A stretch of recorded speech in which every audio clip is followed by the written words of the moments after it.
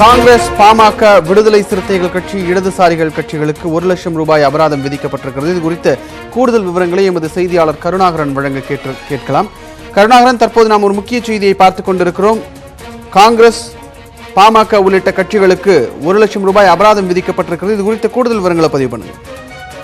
விஷ்ணு, அதாவது திருச்செந்தூரை சேர்ந்த ராம்குமார் ஆதித்தன் என்பவர் உயர்நீதிமன்ற மதுரை கிளையில் ஒரு மனு தாக்கல் செய்திருந்தார். அதில் தேர்தலின் போது வேட்பு மனு தாக்கல் செய்யும் போது பல்வேறு வேட்பு மனுக்கள் தள்ளுபடி செய்யப்படுகிறது. அதற்கு காரணம் வேட்பு மனு தாக்கல் செய்பவர்களுக்கு உரிய விழிப்புணர்வும் வேட்புமனுவை பெறக்கூடிய அதிகாரிகளுக்கு உரிய பயிற்சியும் இல்லாமல் இருக்கிறது. எனவே வேட்புமனு குறித்து உரிய விழிப்புணர்வு ஏற்படுத்த வேண்டும். மற்றும் வேட்புமனுவோடு அந்த வேட்புமனு தாக்கல் செய்யும் வேட்பாளரின் அந்தந்த தொகுதிக்கு செய்யக்கூடிய தேர்தல் வாக்குறுதியும் சேர்த்து தாக்கல் செய்ய உத்தரவிட வேண்டும் என்று ஒரு பொதுநல மனுவை தாக்கல் செய்திருந்தார். இந்த மனுவை விசாரித்த நீதிபதிகள் கிருபாகரன், சுந்தர் அமர்வு கடந்த 2 வாரங்களுக்கு முன்பாக தமிழகத்தில் உள்ள மற்றும் அனைத்து அரசியல் கட்சிகளுக்கும் நோட்டீஸ் அனுப்பியிருந்தது. இது குறித்து உரிய விளக்கம் அளிக்க உத்தரவிடப்பட்டிருந்தது. அதன் பிறகு வந்த வழக்கு விசாரணையின் போதும் அரசியல் கட்சிகள் போதிய ஆர்வம் காட்டாமல் பதிலளிக்காமல் இருந்தன. இந்த நிலையில் இன்று இந்த வழக்கு நீதிபதிகள் கிருபாகரன், சுந்தர் அமர்வு முன்பு விசாரணைக்கு வந்தது. அப்பொழுது அதிமுக, பாஜக, திமுக, அமமுக ஆகிய கட்சிகள் மட்டும் நீதிபதிகளின் அந்த இதற்கு பதில் மனு தாக்கல் செய்திருந்தன.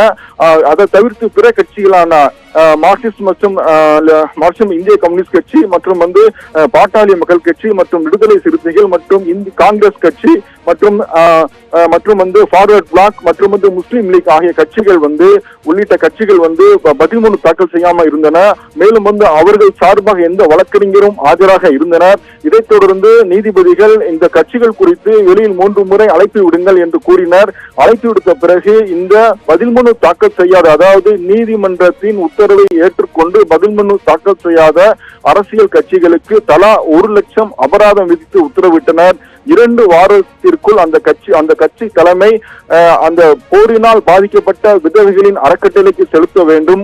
அவ்வாறு செலுத்தவில்லை என்றால் அந்த கட்சியின் தலைமையகம் அமைந்துள்ள பகுதியில் உள்ள தாசில்தார் அந்த கட்சி அலுவலகத்தில் உள்ள பொருட்களை மீட்டு அந்த அபராத தொகை செலுத்த வேண்டும் என்று உத்தரவிட்டு, இது குறித்து அனைத்து கட்சிகளும் பதில் மனு தாக்கல் செய்யவும் உத்தரவிட்டு வழக்கு விசாரணையை வருகிற 19ஆம் தேதி உத்தரவிட்டனர். விஷ்ணு,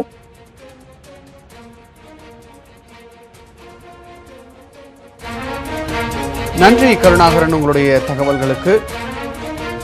வேட்புமனு தாக்கல் செய்யும் பொழுது